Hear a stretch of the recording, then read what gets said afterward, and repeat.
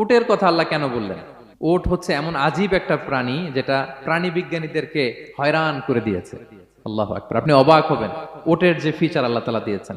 মক্কার লোকেরা উটের গোশত খাইতো, উটের দুধ খাইতো, উটের চামড়া দিয়ে দ্য ফাইনেস্ট লেদার তারা বানাতো, উটের উপর মাল নিয়ে বোঝাই করে এক প্রান্ত থেকে আরেক প্রান্তে পাড়ি দিত, নিজেরা উটের উপর রাইডিং করত। এবং উট হচ্ছে এমন প্রাণী যেটা একসাথে 1 মাস না খেয়ে বেঁচে থাকতে পারে। 1 মাস পানিও খাওয়া লাগবে না, খাবারও খাওয়া লাগবে না। প্রাপ্তবয়স্ক একটা উট একসাথে 200 লিটার পানি খেয়ে ফেলতে পারে। এবং উটের পেটের ভিতরে একটা স্পেশাল ওয়াটার চেম্বার আছে, ওই চেম্বারে রেখে দেয়, যখন লাগবে ওইখান থেকে নিয়ে নিয়ে বেঁচে থাকে। 1 মাস না খেয়ে বেঁচে থাকে কি করে? ওটের পিঠে দেখবেন একটা কুজ আছে, এই পুরো কুজটা হচ্ছে চর্বির আধার।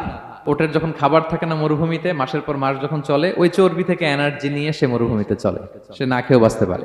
আমাদের চোখের মধ্যে যেমনি একটা পাপড়ি, এরকম এক পাপড়ি দিয়ে উটকে আল্লাহ বানায় নাই, ডবল লেয়ারের পাপড়ি দিয়েছে।